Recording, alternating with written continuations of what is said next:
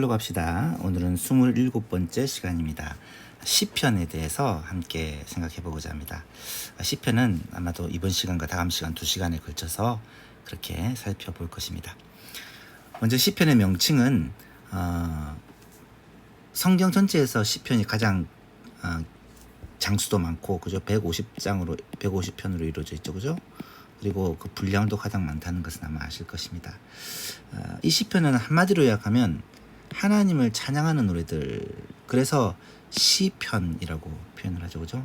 시들, 원어에서도 시들이라고 그렇게 표현이 되어 있습니다. 하나님을 찬양하는 그런 노래들의 모음이다라고 생각할 수 있겠습니다. 저자는 주로 다윗입니다. 다윗은 73편의 시편에서 다윗의 시라고 저자가 기록되어 있고, 작자 미상 중에서도 아마 다윗의 시편이 좀 있을 것으로 보아서 절반 이상 정도가 다윗이 기록했을 것으로 봅니다. 그 외에도 아삽은 음악 전문 제사장이라고 봐야 되죠. 아삽, 그다음에 고라자손은 이게 예배하는 일에 주로 담당했던 자손이 되고요. 그다음에 솔로몬 2편을 지었고, 모세 1편 지었고, 헤만과 에단 다 이렇게 찬양대 그 찬양대장이라고 얘기할 수 있죠. 다윗 시대 그런 사람들이 시편의 저자들임을 알 수 있습니다. 선지자 중에서 또 작자 미상 시편 중에서는 또 좀 시대가 많이 지난 후에 기록된 시도 있다라고 그렇게 보여집니다. 기록 목적은 분명합니다. 하나님을 찬양하고 신앙을 고백하기 위해 기록된 것이다. 그래서 예배와 찬양과 기도가 이 시편의 주 내용이다라고 볼 수가 있습니다. 말 그대로 하나님을 찬양하고 예배하는 그런 시들을 모아놓은 것입니다. 개요를 보시면 총 5권으로 이루어져 있습니다. 이 5권은 5권으로 이루어진 걸로 알듯이 이제 편집이 된 거예요. 이게 이제 성경의 편집설이라고 하는 것과 헷갈리면 안 되는데, 성경이 편집되었다라고 하는 것은 소위 말하는 그 자유주의자들이 성경을 해석하면서 성경은 하나님께 받아서 바로 말씀한 것이 아니라 후대에 누군가의 저자에 의해서 그런 말씀들을 모아서 편집된 것이다 라고 주장하는 거고요. 그거는 분명히 잘못된 것입니다. 하지만 이제 시편과 같은 경우는 여러 편의 150편의 시가 있잖아요. 그것을 누군가가 내용별로 또 이렇게 모아서 편집을 한 것이면 틀림이 없습니다.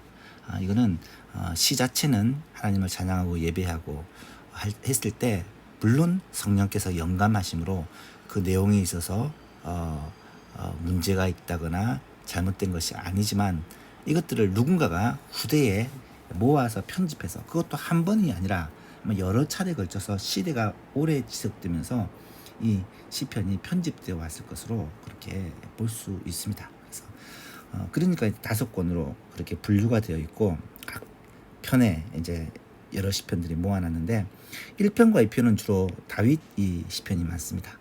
다윗의 그 힘든 시대와 또 전성 시대를 이 시편을 통해서 보여준다고 말할 수 있고요.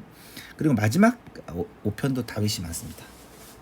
이 마지막 5편은 하나님을 찬송하는 송영시죠. 하나님께 높이고 찬양하는 송영시, 그 다음에 할렐루야시라고 보통 얘기하는 140편이면 할렐루야시, 할렐루야 끝나고, 그 다음에 성전에 올라가는 시라고 해서 15편이 성전에 올라가는 시가 되어 있는 것을 보게 되죠. 이런 시들을 주로 다윗이 지었다고 볼 수가 있습니다. 그리고 3편과 4편에는 아삽이라든지 아니면 작자 미상 이제 시편들이 많은데, 이 내용들은 아마 다윗 이후의 시대들의 이 시편들이 지어졌을 것이다, 그렇게 추측을 합니다. 주제는 권별로 조금 이제 정리를 해보면 41편까지는 이제 인간에 대해서, 그다음에 42편부터 70편까지는 이제 이스라엘에 대하여 아마 다윗이 왕이 되고 하나님 앞에 이제 예배를 위해서 지은 시편이 많을 것입니다. 그리고 성소에 대해서, 그다음에 이스라엘과 열방에 대해서, 하나님 말씀과 찬양에 대해서 이런 주제를, 이것도 다 그렇다는 게 아닙니다. 대체적으로 그렇다는 것이고요. 이것을 모세오경하고 연결시킬 때 이 사실편 1권은 창세기랑, 그리고 2권은 출애굽기랑, 3권은 레위기랑, 4권은 민수기랑, 5권은 신명기랑 연결이 된다. 왜냐하면 그 주제 때문에 그렇습니다. 창세기는 인간의 창조와 타락과 회복에 대한 얘기잖아요. 그리고 이제 출애굽기는 하나님이 이스라엘 백성들과 언약을 맺은 얘기잖아요. 레위기는 특별히 하나님의 성소에 대한 내용들이 많잖아요. 그리고 민수기는 이스라엘과 여러 나라들에 대한 이야기. 그리고 신명기는 하나님 말씀에 대한 강조가 많으니까 이렇게 연결을 시킬 수 있다는 것이죠.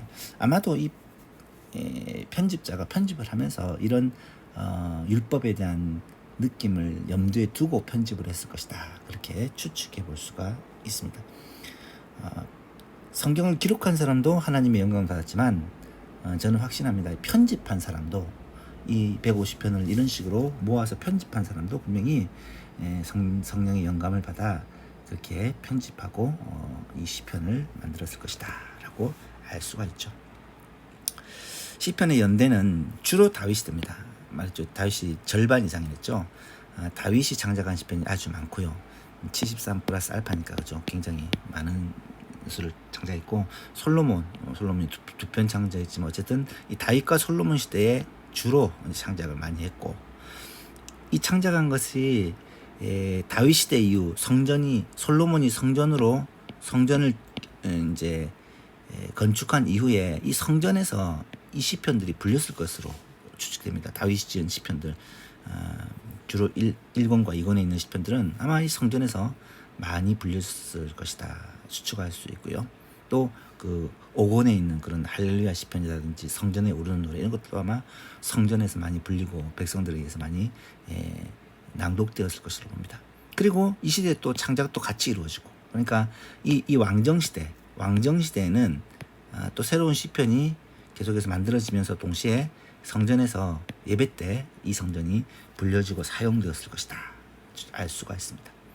바벨론 포로 시대, 이 시대에 쓰여진 이 시편도 있습니다. 대표적인 게 126편 같은 경우는 이제 포로 시대 이후에 쓰여진 시편으로 보는데요. 이런 시편이라든지, 그리고 이것을 시편을 계속해서 묵상하고 또 예배할 때 찬송하고, 이런 것들은 이 당시는 이제 그 성전이 없던 시대이기 때문에, 그죠. 나중에 포로 귀환 이후에 성전을 다시 건축을 하지만 성전이 없던 시대이기 때문에 성전에서 직접 낭독하지는 못해도 이것을 계속해서 짓기도 하고 또 묵상하고 또 분실되었거나 또 이런 시편을 모으고, 그래서 최종적으로 편집은 150권, 우리가 알고 있는 이 시편으로 편집한 것은 아마도 이 포로 시대 이후가 되지 않겠느냐, 그렇게 추측을 합니다.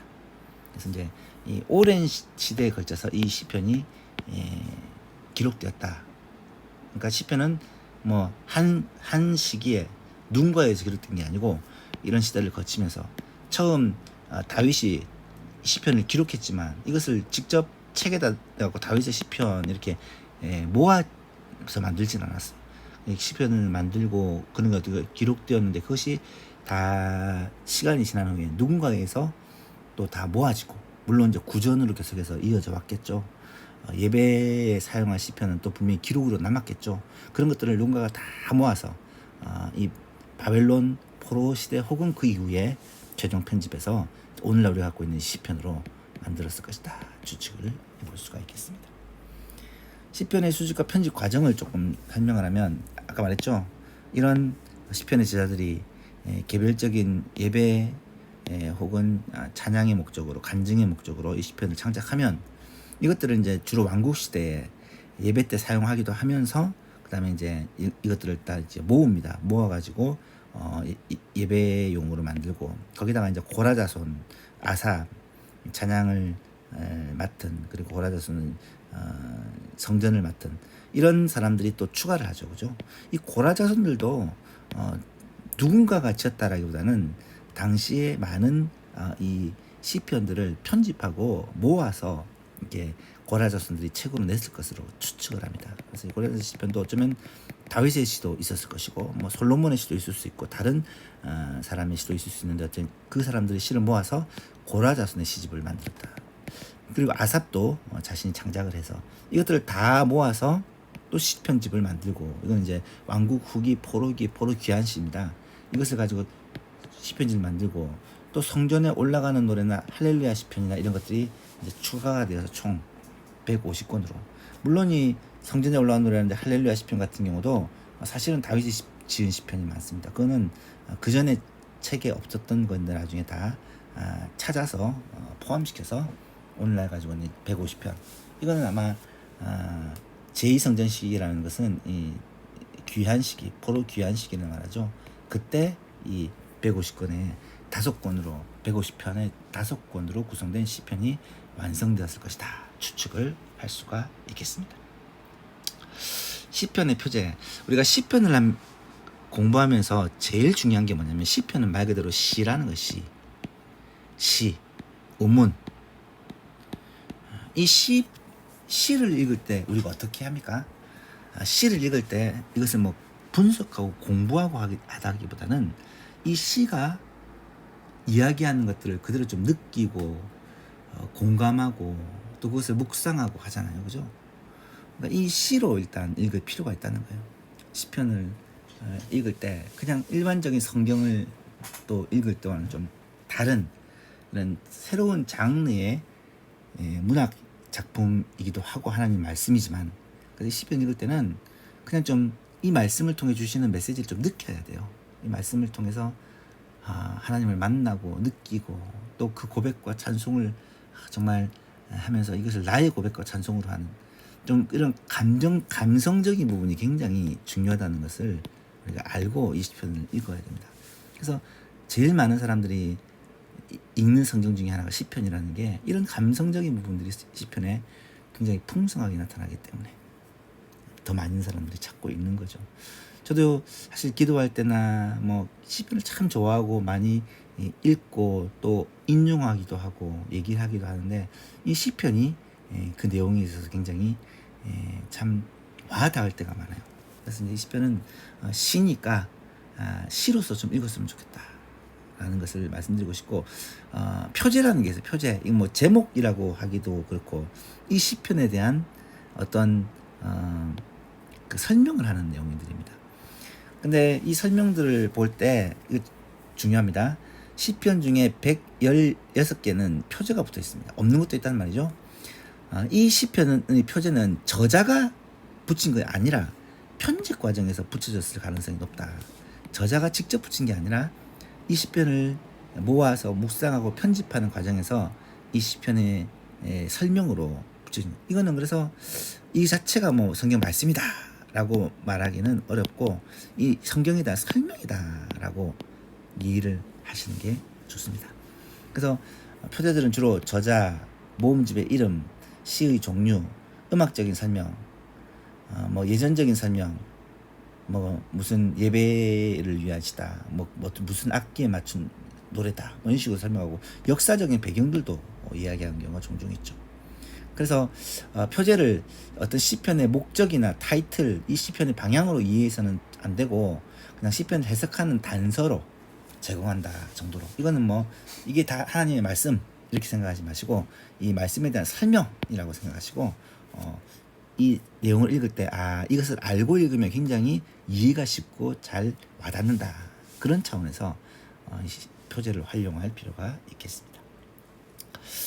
시편에 종류가 있습니다. 시가 여러 종류가 있잖아요, 그죠? 근데 그 종류 가운데 특별히 형식이 아니라 내용에 따라서 시편을 좀 나누어집니다. 참 많은 게 단식시라고 하는 거예요. 단식시. 그냥 하나님 앞에 기도하는 시, 그것도 하나님 앞에 단식하는 시, 참 고통에 호소를 하는 시가 굉장히 많습니다. 뭐 이런 시편들이 다 그런 내용인데요. 그래서 원수로부터 받는 고통에 대한 하나님께 고발하고 단식하고 하나님의 도움을 간구하고, 그런 가운데서 나의 신앙을 고백하고 하나님께 찬양하는 뭐 그런 내용들이 참 많고요. 감사시, 감사를 목적으로 하나님께 찬양과 감사와 영광 돌리는 그런 시, 이것도 많고요. 그 다음에 찬양시, 이거는 이제 찬양하라, 함께 찬양하라. 이거는 이제 주로 하나님을 예배할 때 사용하는 그런 시편이다라고 생각하실 수가 있겠습니다. 그 다음에 이제 신뢰시는 하나님을 신뢰하고 의지합니다라는 고백이 담긴 그런 시라고 말할 수가 있죠. 이것도 상당히 많습니다. 제왕시는 왕의 직이라든지 결혼이라든지 그 다음에 전쟁과 관련된 어떤 공적인 그런 시편, 그죠? 그 다음에 특별히 메시아에 관한 내용, 이런 내용을 제왕시로 묶어서 이렇게 볼 수가 있습니다. 그리고 지혜시, 이거는 이제 삶과 믿음과 하나님 말씀과 뭐 기도와 찬양과 이런 아니다, 기도와 찬양 요소가 없고 이런 간증과 고백이 담긴 그런 시편들, 그리고 하나님 말씀에 대한 어떤 화답이라 해야 되나, 이런 게 담긴 시편들, 이게 참 많이 있습니다. 이런 종류는 뭐 이것은 뚜렷하게 구별되는 종류라기보다는 시편이 이런 다양한 내용들을 담은 시편이 많다. 근데 다 모아 보니까 결국은 찬양, 그 다음에 예배, 찬양, 기도, 이런 내용으로 시편은 정리를 할 수가 있다는 거죠. 시편의 신학적인 주제들, 이거는 좀 보셔야 될 것 같은데, 물론 당연히 하나님이 주제고요. 그 다음에 의인과 악인 혹은 원수라고 합니다. 이것이 시편에 항상 등장합니다. 자, 1편부터 시편 1편이 사실은 시편 전체의 주제라고 하거든요. 복이 있는 사람은 악인의 계절을 따르지 않냐고, 죄인의 길을 찾아가고 오만한 자를 하지 않냐고, 오직 여호와의 말씀을 즐거워요. 그 말씀을 주야로 묵상하는 자다. 이 복 있는 사람이 의인이죠. 그는 시냇가에 심은 나무가 시절을 쫓아 과실을 맺으며 그 잎사귀가 마르지 않느냐 같으니 그가 하는 모든 일이 형통하다. 이게 의인에 대한 찬양. 악인은 그렇지 않으며 바람에 나는 겨와 같다. 이러면서 악인에 대한, 그러니까 의인과 악인을 서로 대조하는 이것에 대한 내용들이 시편에 굉장히 많이 나타납니다. 그리고 주로 악인이 의인을 공격하죠. 악인이 의인을 핍박하죠. 이것에 대한 고백과 고발, 하나님 앞에 고발. 보통 제가 뭐 욕시라고 그렇게 얘기도 하는데, 막 고발하면서 하나님 저 가만놔두면 안 됩니다. 하나님께 저를 완전히 막 박살을 내주십시오. 막 이런 식으로 고소하고 고발하는 시가 굉장히 많습니다. 제가 말씀드렸죠. 그거를 하나님 앞에 얘기한다고. 누구한테 얘기하겠습니까? 억울한 일을 당하고 힘든 일을 당하고 이걸 누구한테 얘기해서 어떻게 얘기를 하겠습니까? 우리는 하나님께 얘기하죠. 하나님의 은혜를 구해야죠. 하나님의 원수 갚으심을 구해야죠. 그것이 성도의 마땅한 자세라는 것입니다.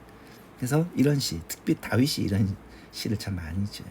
그러지만 결국은 이 모든 과정을 통해 하나님을 바라보고 하나님께 영광 돌리고 하나님의 구원을 바라보고 하나님의 은혜를 구하는 그런 결론이 내어지는 경우가 굉장히 많습니다. 그래서 이 삼각형 구조 속에서 이 시편의 신학적 내용들이 항상 나타나는 것을 우리는 보게 되죠. 시편의 구조는 다음 시간에 제가 살펴볼 건데요. 이 시편의 구조가 굉장히 좀 내용별로 정리를 좀 할 필요가 있어요. 왜냐하면 너무 방대하고 또 양이 많은 데다가 그 내용이 너무 좋기 때문에 제가 뭐 사실은 늘 뭐 기도 제목 낼 때마다 시편을 인용하는 게, 이 시편 말씀은요 그냥 읽어도 되게 좋고요, 공부를 해도 너무 좋고요. 제가 사실은 시편을 진짜 깊이 만나게 된 게 이제 스폴전의 시편 묵상집을 통해서 시편을 만나게 되는데 너무너무 그 내용들이 좋더라고요. 나이가 들어가면 들어갈수록 더 와닿는 것 같아요. 그래서 이 시편의 말씀들을 여러분이 꼭 묵상을 한다. 그래서 한 번에 120장을 다 읽는 것도 뭐 필요는 하겠지만 공부 차원에서는 하지만 여러분 수시로 뭐 하루에 한 장씩 읽는다든지 이렇게 계속해서 시편, 잠언, 뭐 이런 전도서 같은 지혜서를 읽어가면 우리에게 굉장히 큰 도움이 됩니다. 실제적인 도움이 됩니다. 그래서 이 시편 전체는 1, 2편, 아까 말씀드렸죠. 1편이 전체의 주제다고. 그리고 마지막 할렐루야 찬양 14편에서 50편은 결론입니다. 하나님 찬양하라는 거예요. 이 내용이 이제 처음과 결론이 딱